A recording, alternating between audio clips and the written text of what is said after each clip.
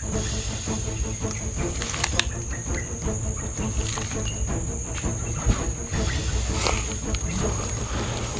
ba yung medalya na sinasabi niya? Oh, yan bro.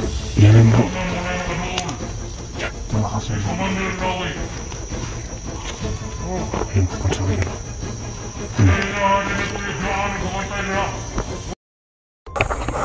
Yun, magandang araw po sa inyo lahat, no? At magandang gabi din sa mga OFW dyan. So yun mga kabanso, no? Kakarating lang po namin dito sa bundok dahil po kagabi po bumaba kami, no? Dahil abusan kami ng ng supply ng tubig. Habang pababa kami dito sa bundok mga kabanso, hinabol talaga kami ng ng mga tauhan ng medalyon kagabi. Kaya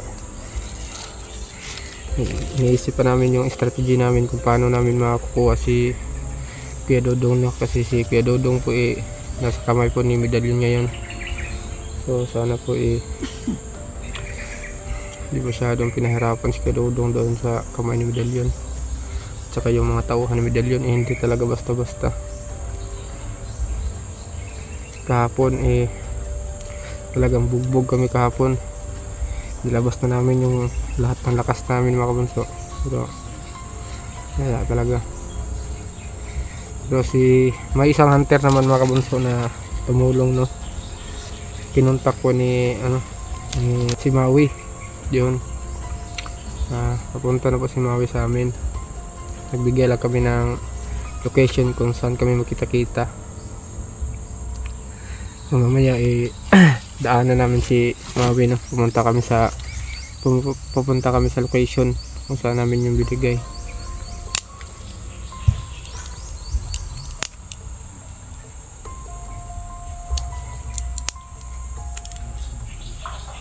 At itong bag pala mga bunso, no? Kay to? Kay Kuya Dodong, no? Habang nagbukbakan kami kahapon, binaba niya yung mga yung mga pabigat sa lawas, no, para makagalaw ng maayos. Ito lang po yung naiwan at saka yung kalo. At itong cellphone din ni Kuya Dodong. So ngayon ako yung humahawak sa cellphone ni Kuya Dodong.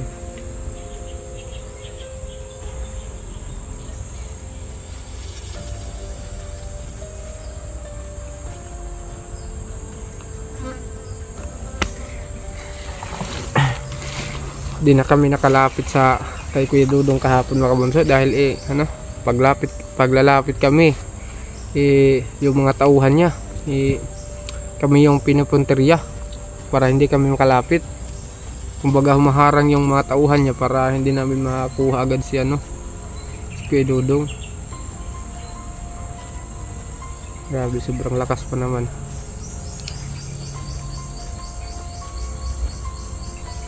So kailangan na talaga natin baguhin yung natin yung galaw natin. Kailangan talaga maliksi na tayo, no?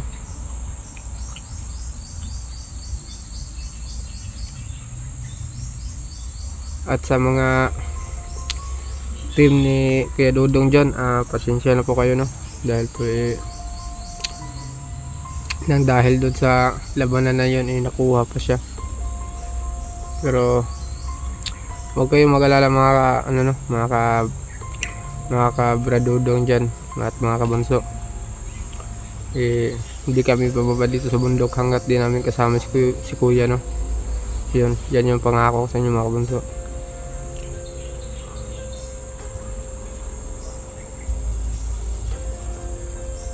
Sa ngayon gagawin na namin lahat ng alam namin para ma-rescue namin si Dodong, no? Dahil po panigurado pinahirapan yun sa kamay ni medalyon ngayon. Kasi noon pa yun noon pa mainit ang tingin ni medalyon kay Kuya Dodong. Kasi kami yung humaharang sa mga plano niya.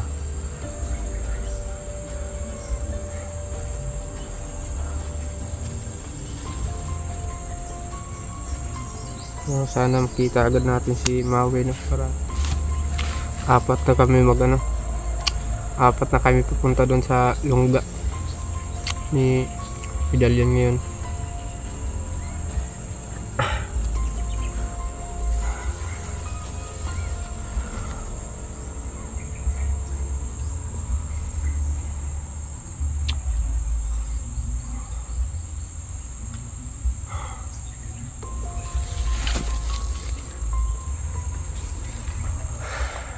Sabi.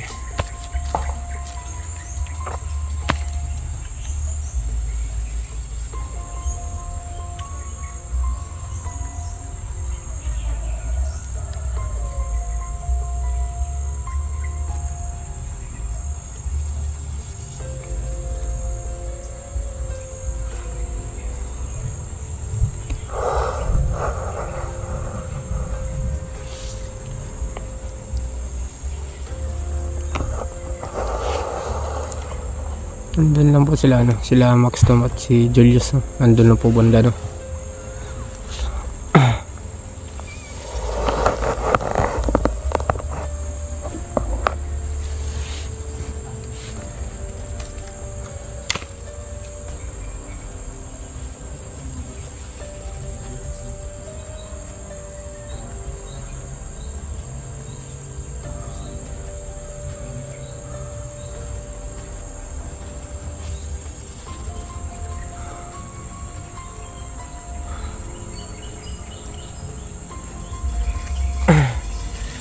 Muntikan pa kami kagabi mga kabunso,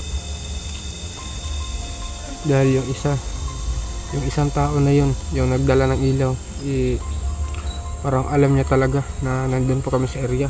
So buti na lang nakadapa lang kami sa damo, kaya kung pag nakita kami nun, tudas talaga kami tatlo.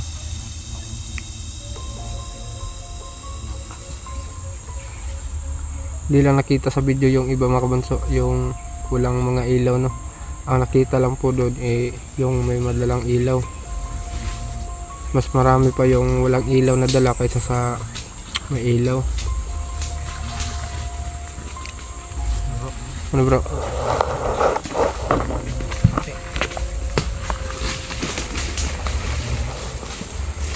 Dahan-dahan muna tayo. Hanapin muna natin si Maui.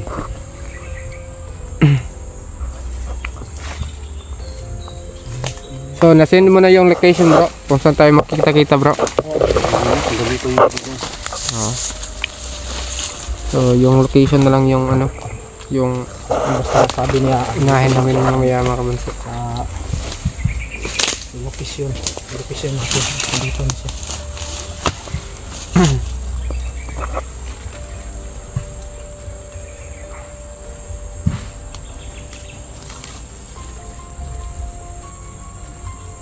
Ano bro, abanti tayo doon bro, sa location na binigay mo. So mag-WhatsApp muna tayo doon. Banda tayo. Tara bro, dahan bro. Samad ka. Abanti na tayo mga kabunso.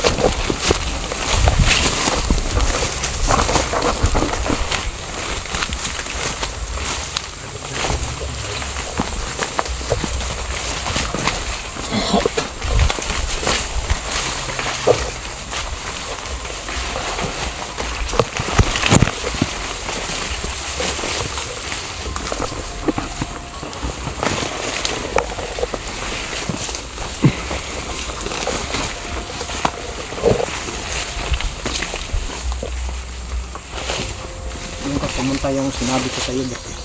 Ha? Kasi Yung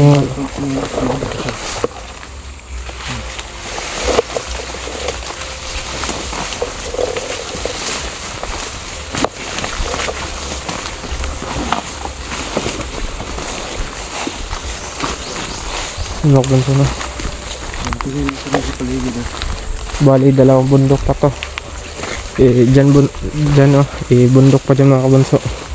Ito rin bundok din, pangalawang bundok yan na pupuntahan namin.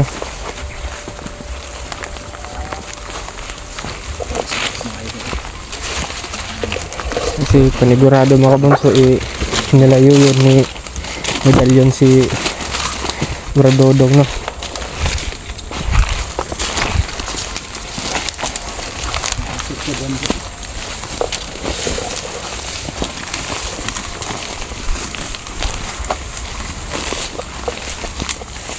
Dito na yung sinabi niya.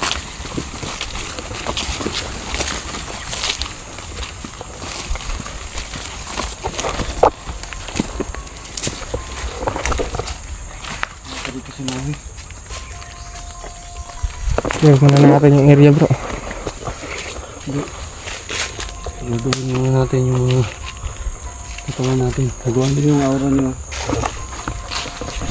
Katawan niyo.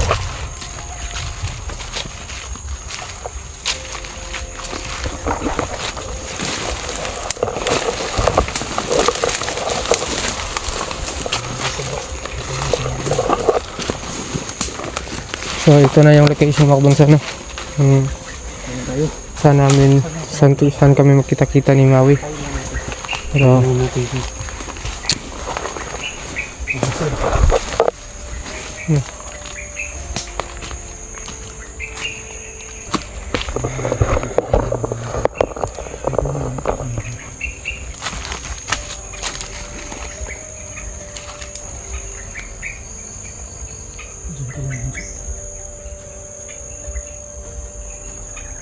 siguro hindi siguro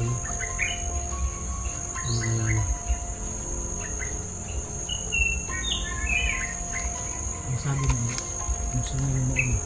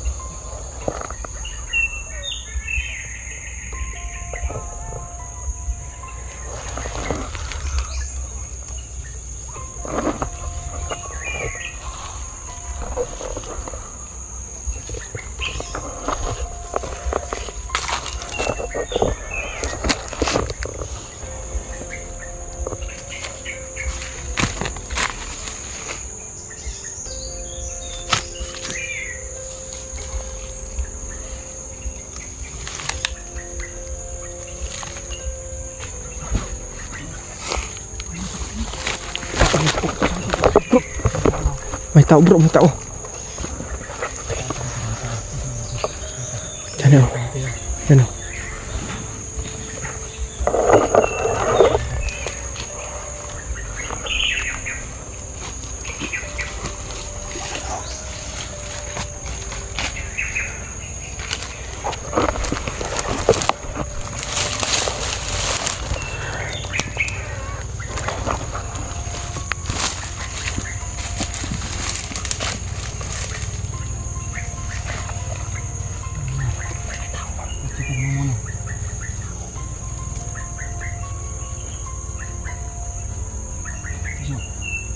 Sa kabila. Huwag masyadong malayo ah. So, may tayo kabunso. May nakakita ng tao dito mga kabunso. Dito banda. Diyan banda mga kabunso. May narinig kami yung tapak ng tao. Pero iba namin kung tao ba talaga yun, pero iba yung ano niya, iba yung binibigay na aura niya. Ano ngayon, tanghaling tapat niya mga bunso.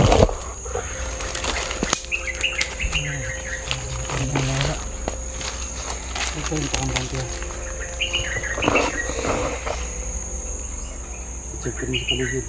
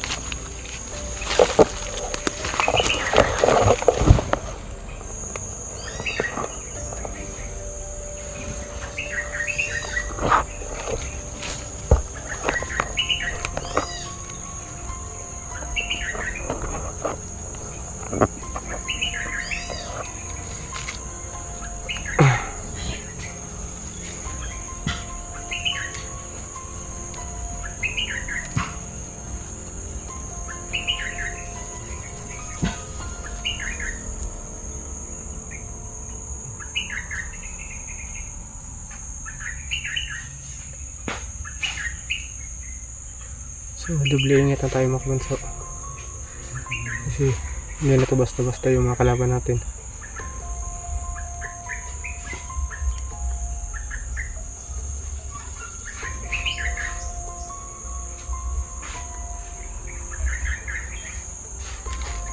Kahit wala pa tayong tulog mga kabunso,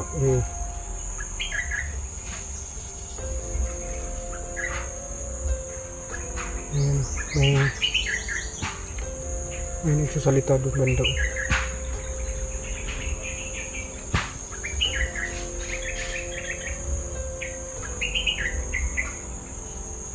May nagsisigawan doon mga kabunso. Sino?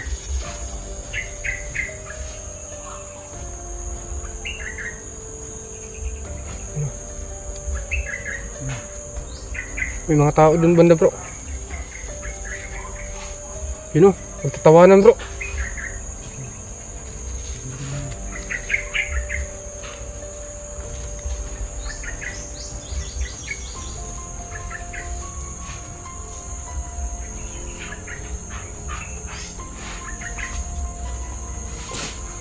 May mga tao dun banda mga kabunso, magtatawanan.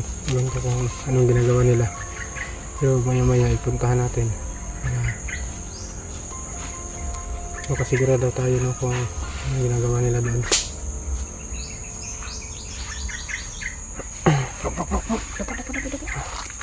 Hita.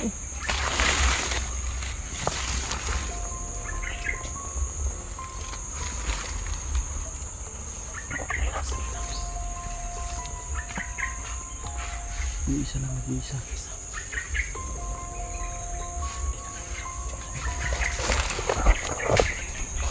So, may isang tao palapit.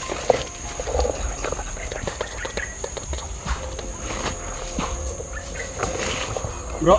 Uy. Kala namin kung sino bro. Kala ka ano na. Bro, ingat ka bro. May mga tao dun bro. Magtatawanan bro. Dito na si Maui.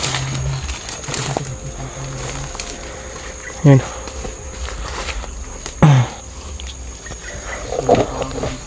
So may nakita ka bro na mga ano bro? Dito na po si Maui no. So ito, kompleto na. Kompleto na no. Kompleto na kami. Alam ko na nag-alala ka pag lakad sa bahay.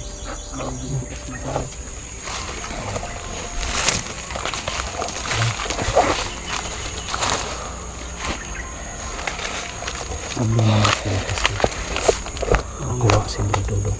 Yan yung pag-iisipan natin kung paano natin makuha si Bradodong sa kamay ni Medallion. Matinding plano yung gagawin natin ngayon. Yan ang makita natin si Bradodong ngayon. Ipilitan natin kunin siya.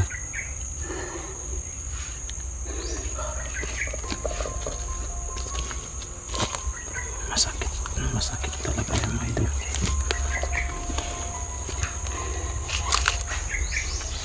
Kaya kailangan natin makuha siya agad. Kasi baka kung anong gagawin ni Medallion sa kanya. Talagang pinahirapan niya yun bro. Nasa kamay na ni Medallion si Bradodong. Hindi tayo papayag na hindi natin siya makuha. Kailangan kukunin sa agad natin siya. Oo. Hindi natin patatagin. Kasi kung matagalan pa na bago natin siya makuha, baka kung ano na mangyari sa kanya doon sa kamay ni Medallion. Tama bro eh.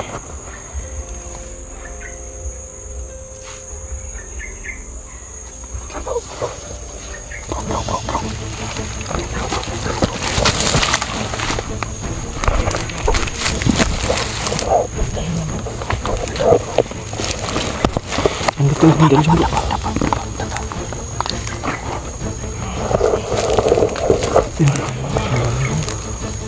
Pero gusto mo yung Medallion na sinasabi niyo? Oo. Yan ang bro. Yan. Malakas yun. Ayan po konso yan.